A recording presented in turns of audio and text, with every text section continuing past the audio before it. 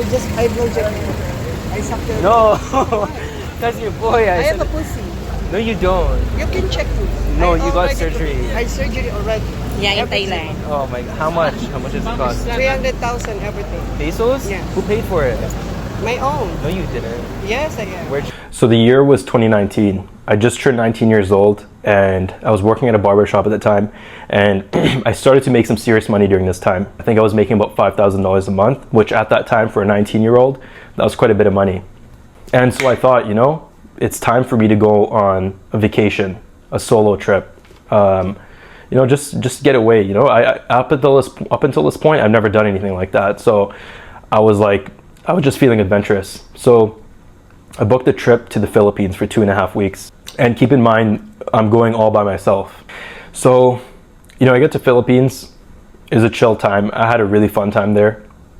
But the one thing at that time, when I was 19 years old, I was a very cocky kid. I was very obnoxious. And when you go to Philippines, at least when I went, being a foreigner there, you get a kind of celebrity treatment. And what I mean by that is a lot of people kind of give you attention. A lot of people are really nice to you. And so much so that people would actually ask to take photos with me at that time when I was there. As a young 19-year-old, that was a pretty interesting experience for me. You know, going to a whole new country by myself. And then on top of that, getting like celebrity treatment just for being a foreigner. People asking to take photos with me. People being nice to me and everything like that. So you could say I got kind of comfortable there pretty quickly. To this day, I still don't know how I didn't get robbed there, because I was, you know, carrying a lot of money with me, a lot of Filipino money with me at the time. And I had jewelry on me at the time too, because like I said, I was 19, I just started making good money. So I was spending money on just like materialistic things like jewelry, gold chain, whatever, right? There was nights where I'm just kind of walking by myself, dark alleyways, you know, drunk, alone. So, and when I would get drunk at this time, you know, I don't drink now. I don't like drinking anymore. But at that time when I would get drunk, I would become extra cocky. I would become extra obnoxious. And I started to kind of just, I don't know, I would just kind of, you know, when you're sober, there's a filter in your mind. You think about something, you want to say something, but you don't. You catch yourself, you stop yourself, because you're like, you know what, it's not appropriate to say this thing right now out loud. But me at 19 years old, you know, being drunk at that time, that filter wasn't there. So I would just say whatever I wanted to say. And being in a country like that, getting the celebrity treatment at that time, it got to me. I was kind of being cocky. So there was like this alleyway area where I had to walk back and forth from a few times, especially at nighttime, because my hotel and then the area where the bars and restaurants was like separated by this alley. And basically when you cross this alley, there's Ladyboys there who will want to offer you massages. And massage is just a code word for sex, like prostitution. They just use the word massage because technically it's illegal there. So they reach out, they call out for a massage, grab your attention, whatever. So I'm going back and forth from this alley, and you know, they asked me if I want a massage. I declined. You know, I declined a couple of times. I thought it was funny. I didn't really care too much. I was just like, no. Oh my God, it's you again? Why you follow me? Why not following me? No, I go to bar. No, I said I'm eating. Now I have to go to the bar. Where you go now? To the bar. Why? Why you force me though? Okay, maybe I'll see. Okay. But no, Ladyboy. No Ladyboy in our You're not Ladyboy? Yes. Let me see your hands. Your hands are bigger than mine. No. You lie to me? No. Yeah, you liar. No. Yeah, you do. You lie. So on the way back, same thing, you know? He asked me a second time if I wanted a massage. And by this point, I'm a bit drunk, you know? So I'm just like, I just turn around. I'm like, dude, you're a guy. Like, you're a dude. I don't want a massage by you. You know, like this Ladyboy did look like a girl, but you could still kind of tell he still had like the deep voice and stuff like that. But but yeah, I was like I just started laughing at him, and I'm like, dude, you're a guy, you're a dude. I don't want to get a massage by you, this and that. And I guess like I didn't expect this, but the ladyboy just like flipped. It went from like being like nice or whatever to all of a sudden, or you should have seen her face. It just went from like 0 to 100. And she's like, what, you have a problem with ladyboy? Huh? And then all of a sudden I see 3 more ladyboys come out of the dark, come out of the shadows in the alley. I didn't even know they were there. Like 3, 4 of them come out. Now there's like 5 ladyboys, and the one ladyboy is getting really angry. Like the one that I said that to, she's really getting like riled up, you know? And she's got all these, you know, all her buddies with her too.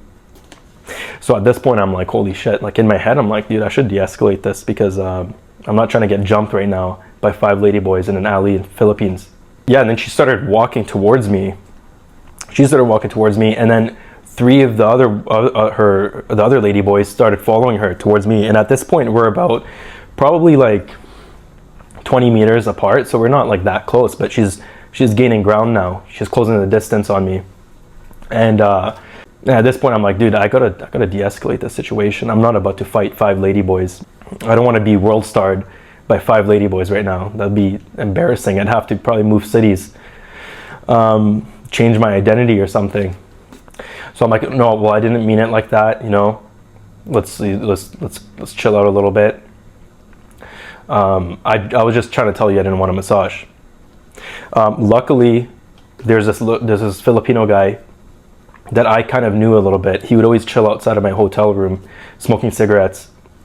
And luckily, I knew this guy a little bit. I was kind of familiar with him. He just so happened to be there. Well, it wasn't too far from my hotel anyways, but he just so happened to be there. So he comes out of nowhere. He intervenes, you know. He's able to de-escalate the situation. I think he probably knows this ladyboy or something. So he's able to like talk her down or whatever, make her chill out. And thanks to him, he de-escalated the situation, or else I wouldn't have known what would have happened at that point, really. Like, I mean, like, words can only do so much. She seemed like she was like freaking, like, she was heated, so I didn't really see how I could calm her down at that point. And then, you know, they go away, they do their thing, and then me and this guy, we start walking back to my hotel room. And anyways, long story short, this guy, he tells me, he's like, yeah, like in this area, these ladyboys, they know me. He's like, they're afraid of me, actually. He's like, I just boxed one the other night. So I was like, shit. And this guy was like a little guy too. He's like this tall. He's like this tall, and he's like, and he just boxed one the other night, he's told me. Knocked her out. Hey, everybody wants money. I know, but all you ask is 100 pesos. Huh? I said, all you ask me is 100 pesos. That's all you ask. It's up to you. Make it 200. Make it 200 to eat for dinner. Okay. And you already ate dinner No, today. no, I didn't. Sorry. Wait, what do you eat? Jollibee? Yeah, of course. Jollibee? So, yeah, that's my story about almost getting jumped by some ladyboys in Philippines. I don't know if that was entertaining enough for you guys, but that I try not to bullshit or like add fake stuff into the story. So if that wasn't entertaining, I don't know, but that is pretty much what happened at that point. But moral of the story is, you know, when you go into another country, it's good not to be cocky like that. I was 19 years old at the time, so I didn't know any better. You know, I was just cocky little 19-year-old going and, you know, getting drunk and being stupid. That's why to this day I don't really drink, because like I said, drinking kind of like makes me just act stupid. So I stopped completely. I don't really do that stuff anymore, because when I would do it in the past, I would say stupid things, I'd do stupid things, and then I'd always regret whatever happened the night before. So I stopped that now completely.